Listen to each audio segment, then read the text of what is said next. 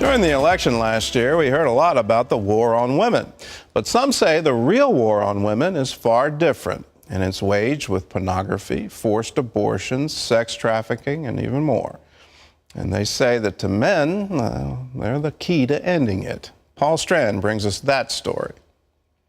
The lives they've created. They're not becoming real men. They're staying childish. Paul Cole leads a men's mentoring network and says he sees far too many men who just won't grow up. Narcissistic, selfish, childish, men who want their own way, regardless of what it costs anybody else. Brian Fisher, president of Online for Life, says these men unfortunately see abortion as a prescription for their lifestyle. Abortion is the ultimate get-out-of-jail-free card for men, right, who want to be sexually promiscuous. The vast majority of abortions are paid for by men. Why is that? Because they don't want to accept responsibility for what they created. Fisher says modern culture and courts share some blame by making abortion all about a woman's right to choose and freeing men of any legal involvement in that choice. Men can sleep with whoever they want to, really, and if the woman gets pregnant, not only does a man have no responsibility, he has no legal right to have responsibility. But for all this right to choose rhetoric, Fisher points out nearly 60% of women getting abortions say they were coerced. So when we talk about this freedom to choose, the reality is there is no freedom to choose. They feel like they have no other choice. My heart breaks for the women who have been forced to make that decision or have had to make that decision because of the immaturity and childish and selfishness of a man. So men like Cole and Fisher want to do something about it. In his book, Abortion, the Ultimate Exploitation of Women, Fisher advocates manning up to fight abortion.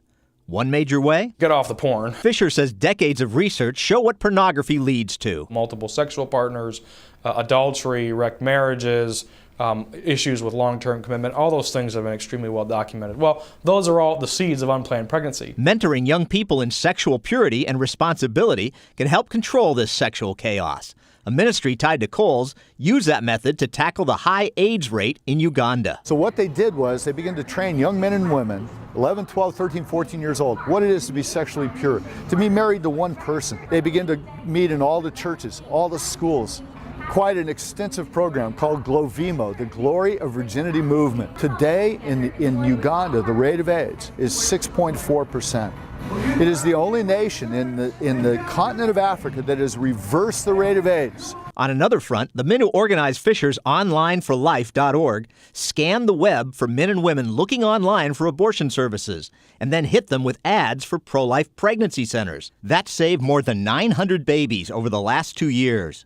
Beyond that, Fisher implores men to not be passive if their relationship faces an unexpected pregnancy and threat of abortion, because that's doing two things. Threatening their child with a death sentence, but number two, showing the female in their life that they just don't care enough to protect either the woman or the child. For those men feeling guilt and regret after an abortion, Fisher recommends they talk about it, especially on web forums like his group's abortionmemorial.com. Like Jeffrey did, writing to his unborn child about paying for its 1978 abortion. It is now 31 years later. The hardest part is knowing you felt great pain the moment when they killed you in your mother's womb.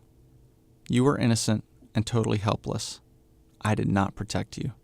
I sacrificed you for my own convenience. Fisher believes America could be swayed if every man or woman who regrets the abortions could talk about their sorrow and regret. If I had to do this over again, I never would have aborted my child. Now the key is for men and women to act together in prevention, because in this passive culture, another baby is aborted every 25 seconds. We cannot sit by the TV, drinking our beer, watching sports, thinking that this is okay. It's not okay. Paul Strand, CBN News.